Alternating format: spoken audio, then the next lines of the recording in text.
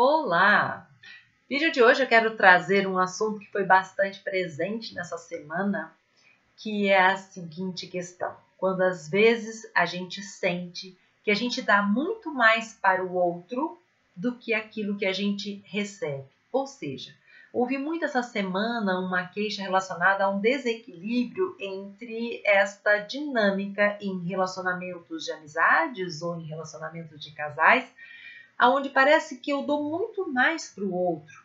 Ou, às vezes, eu dou 100% para o outro. Quando o outro precisa de mim, eu estou 100% presente. E quando eu preciso, ele não está 100% presente. Ou, puxa vida, toda vez que o fulano me manda mensagem, eu sempre respondo na hora, né? E ele não responde, né? Demora muito para responder. Ou, às vezes, eu fui ajudar o outro sem nem poder. E ele sempre me diz não, ou tem coisas que me diz que não pode me ajudar porque está lá cheio dos compromissos.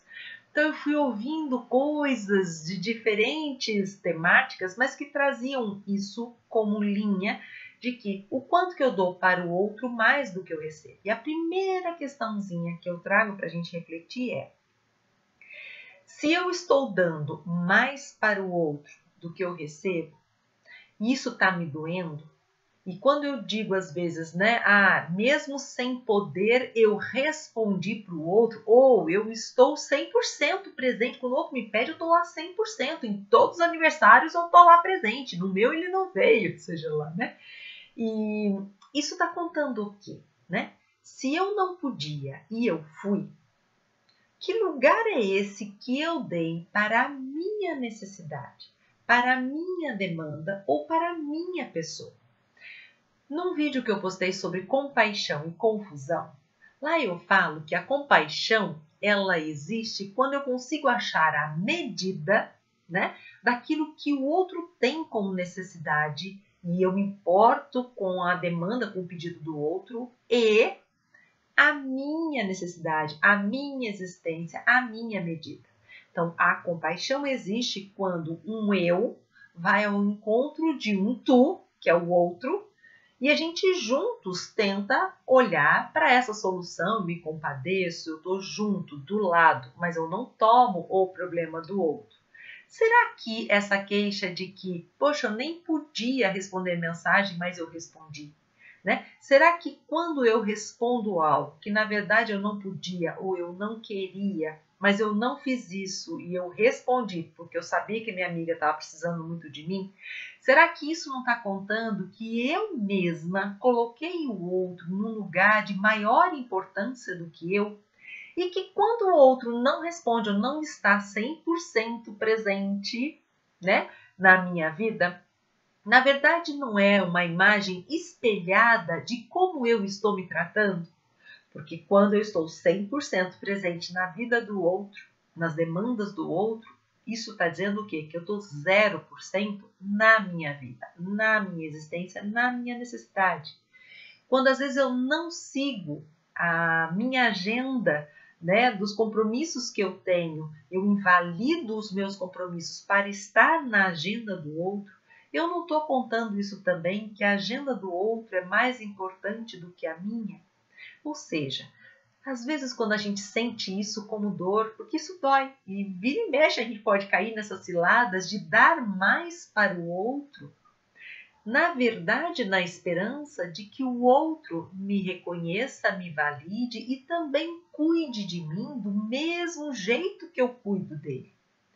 E quando este outro não cuida de mim, nesse mesmo jeitinho, às vezes eu brigo, ou eu magoo, eu finjo que está tudo bem, faço uma cara de tudo bem, mas lá dentro eu estou com uma guerra interna com aquela pessoa. Mas eu não consigo dar para mim isso. Então eu fico presa às vezes naquela relação, dando, sem mais querer dar, porque na verdade eu nutro lá dentro uma esperança de poder ser cuidada pelo outro do jeito que eu sinto que eu tenho falta ou que eu tenho a necessidade. E aí quando eu falo isso, a gente vai buscar então um olhar de que muitas vezes a gente está nesse comportamento que fez muito sentido quando a gente estava lá na infância, quando a gente é criança, porque quando a gente é criança, a gente experimenta uma fase do tudo igual, do tudo junto e misturado. A minha amiga é a melhor amiga, e a gente, né, vai para a escola junto, dorme junto, brinca junto, escolhe as mesmas coisas juntos. A gente precisa dessa identificação com o nosso coleguinha, com a nossa coleguinha. A gente busca ser igual aos nossos pais, a gente busca ser igual ao nosso coleguinha, porque a gente está desenvolvendo essa identidade. Mas isso tem sentido na infância. E será que algumas vezes, quando a gente está na vida adulta, a gente não está com esse mesmo funcionamento de criança, querendo que os nossos amigos ainda fiquem muito parecidos, muito igualzinho, tudo muito junto e misturado, querendo que ele entenda as minhas necessidades, e a gente não reconhece que, se estamos adultos, isso significa que evoluímos, né? Que caminhamos, que nos desenvolvemos e que aprendemos e vivenciamos coisas que nos fazem ter olhares e estados diferentes na vida.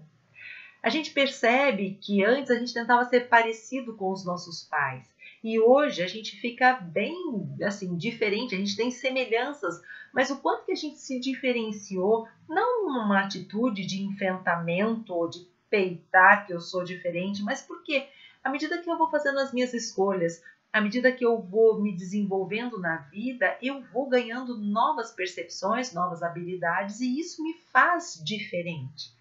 Portanto, será que quando eu tenho muitas confusões ou muito desentendimento das minhas relações ou com o meu marido, com a minha companheira, será que algumas vezes eu não estou com esse olhar infantil, querendo que ele entenda, que seja muito parecido comigo, ou querendo que aquilo que me foi confortável, familiar, que foi talvez a minha zona de conforto, onde eu me sentia acolhido, funcione hoje na mesma medida enquanto eu estou na vida adulta?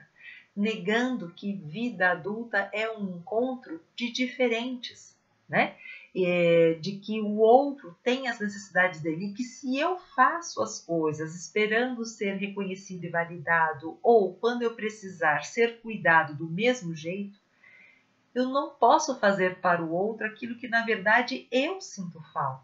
Então isso também me conta que se aquilo que o outro fez para mim doeu em mim, isso está contando que talvez eu precise cuidar mais de mim, né? Na medida daquilo que eu faço para o outro, né? Como é que eu fico, às vezes, tentando criar esses acordos de que não, tem que ser igualzinho. Eu cuidei, eu respondi na hora. Então, ele tem que responder na hora a mensagem que eu mandei. E isso não pertence a esta relação humana, porque cada um está numa dinâmica, numa relação humana de adultos, porque cada um está numa dinâmica hoje. Então, quando a gente se magoa assim, quando isso nos dói, ok, pega essa dor que foi causada pelo outro e veja como é que está você em relação a negar o seu espaço de autocuidado, a negar a importância das suas necessidades, da sua própria agenda, dos seus próprios compromissos. Será que eu não estou tentando ser boazinha muitas vezes para o outro, atendendo todas as necessidades dele, porque eu nutro esse desejo de que eu, como lá na infância, às vezes quando eu não me senti vista, eu me senti sozinha e ter aquele amiguinho que ficava comigo o tempo inteiro, será que às vezes eu não estou aprisionada naquele ciclo, como eu disse, fez sentido lá atrás, mas que hoje, se a gente está adulto, isso precisa ser ressignificado. Eu preciso fazer agora isso por mim. E se há medo da solidão, medo de estar, né, de precisar e não ter ninguém, eu preciso estar cuidando disso e entender que o outro, se tem uma verdadeira compaixão, ele vai sim estar ao meu lado, mas ele vai estar ao meu lado na medida dele, na possibilidade dele, e que eu não posso exigir dele que ele haja como eu ajo, ou como eu acho que seria o certo agir, porque isso é invalidar a diferença.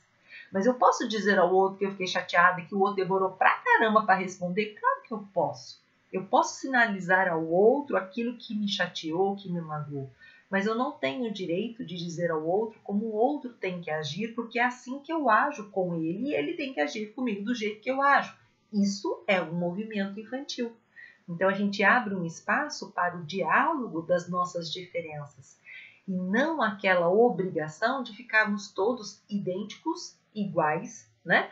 Porque a gente não vai ser, isso é uma ilusão. E às vezes a gente briga com todo mundo e só fica relacionando com aquelas pessoas que a gente às vezes estabelece até relacionamentos simbióticos e que na vida adulta nos sufocam. A gente adoece em relacionamentos simbióticos hoje, né? Por quê? Porque a gente não está mais dentro de ninguém. A gente tem as nossas necessidades, os nossos desejos, a nossa individualidade, ok?